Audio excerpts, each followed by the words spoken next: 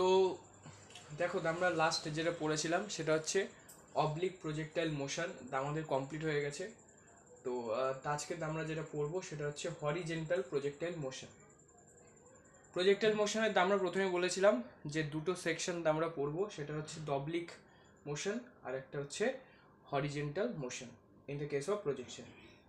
So আমরা যখন horizontal projectile motion পড়বো তখন তার আগে যে জিনিসটা জানতে হবে, এই তিনটে জিনিস, একটা ডিসপ্লেসমেন্ট ভেক্টর, দেন ভেলোসিটি যে ভেক্টর আছে, আর একটা হচ্ছে ট্র্যাজেক্টরি ইকুয়েশন। এখন এই তিনটে যদি জানতে হয় তার আগে বেসিক যে জিনিসটা আমরা দেখতে পাচ্ছি সেটা হচ্ছে, যদি আমরা ছবিতে চলে আসি, দেখো ছবিতে একটা ফিক্সড অ্যামাউন্টের হাইট আছে, সেখান থেকে আমি একটা অবজেক্টকে থ্রো করছি। আমি ধরে নিলাম যে অবজেক্টটা ইনিশিয়ালি ওর স্পিড রেস্ট ছিল, মানে ও কিন্তু রেস্টে ছিল, ওর স্পিড 0 ছিল অ্যাট ইনিশিয়াল, ঠিক আছে? তো সেই অনুযায়ী আমি এখানে লিখেছি যে let an object is thrown from a height H, এই যে হাইট এইচ, এই যে height H, on the top of the tower and covered a distance from the base of the tower. একটা টাওয়ারের বেস আছে, সেই বেসের থেকে আর ডিস্টেন্স কভার করছে।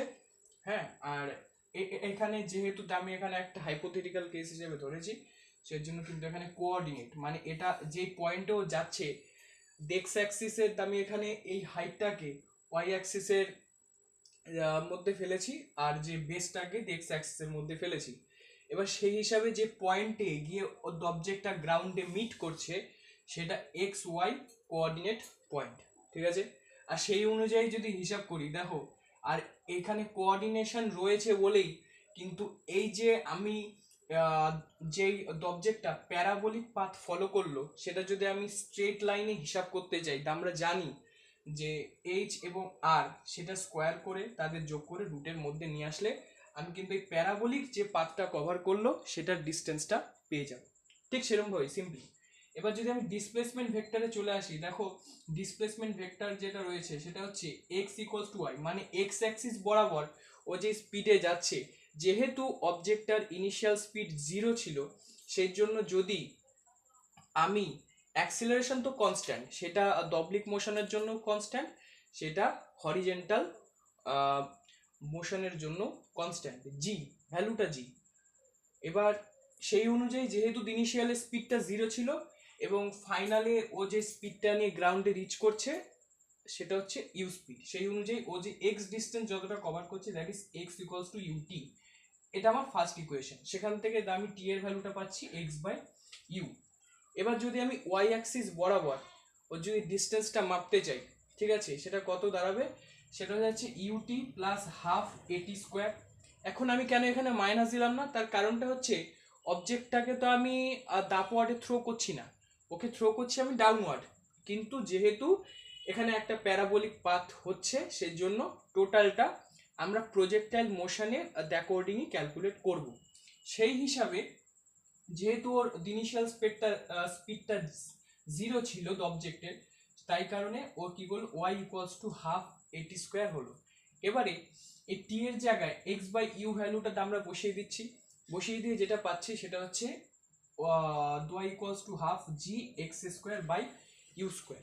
ওকে, এখন এটাকে যদি আমি ডিসপ্লেসমেন্ট ভেক্টর হিসেবে বলি, তাহলে এক্স এর অ্যাকর্ডিংটা এলো ইউটি এবং ওয়াই এর অ্যাকর্ডিং পেলাম আমি half G x square by you square.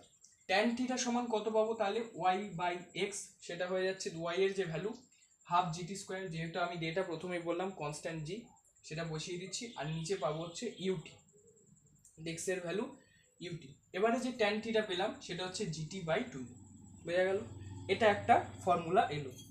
আমি যদি এবার যদি আমি এবার ইন কেস অফ ভেলোসিটি দেখি, ভেলোসিটি ফর্মে কিভাবে বেরোবে, দেখো ইনিশিয়াল স্পিড তো প্রথম থেকে 0 আছে, তাহলে ভেলোসিটি এক্স অ্যাক্সিসে যেটা হবে, যেহেতু ইনিশিয়াল স্পিডটা 0, ও যে স্পিডে গ্রাউন্ডে রিচ করছে, ইউ স্পিডে যেহেতু রিচ করছে তার জন্য ভিএক্সটা ইউ, এবং ওয়াই অ্যাক্সিস বরাবর ওর কোনো মোশন নেই, সেজন্য ওর ইউ ওয়াইটা 0 এবং ভি ওয়াই যেটা আছে সেটা জিটি, যেহেতু ওর ইনিশিয়াল স্পিডটা 0 এবং ওর কিন্তু ওয়াই অ্যাক্সিস বরাবর কোনো মোশন নেই, ওর যা মোশন আছে সেটা প্যারাবোলিক একটা মোশন।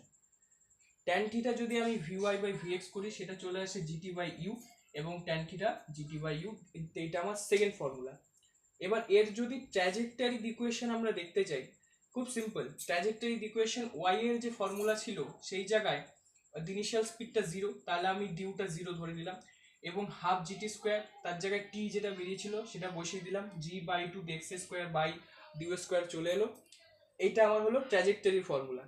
এবারে আমি যদি ফর্মুলাটাকে আর একটু মডিফিকেশন করতে চাই, সেখানে মডিফাই করলে যেটা দেখা যাবে যে ওয়াই ইকুয়ালস টু এই যে টি এর যে ভ্যালুটা সেটা আমি কি করলাম, এই ট্যান থিটাটাকে 2u সঙ্গে মাল্টিপ্লিকেশন করলাম, করে নিয়ে জি দিয়ে ভাগ করলাম, তাহলে যেটা হলো 2u ট্যান থিটা বাই জি, সেটা হোল স্কোয়ার করলাম, এটা ইন্টু জি বাই টু। যেহেতু এখানে এক্স বাই ইউ সেটা টি এর ভ্যালু ছিল এবং এটা হোল স্কোয়ার আছে, সেই জন্য আমি টি এর ভ্যালুটাকে এখান দিয়ে যেটা বার করলাম সেটাকে হোল স্কোয়ার করলাম। তারপরে যেটা ফাইনাল ভ্যালু এলো সেটা y equals to 2u square tan square theta by g. এই তিনটে ফর্মুলা আমরা ইন জেনারেল জেনে রাখলাম।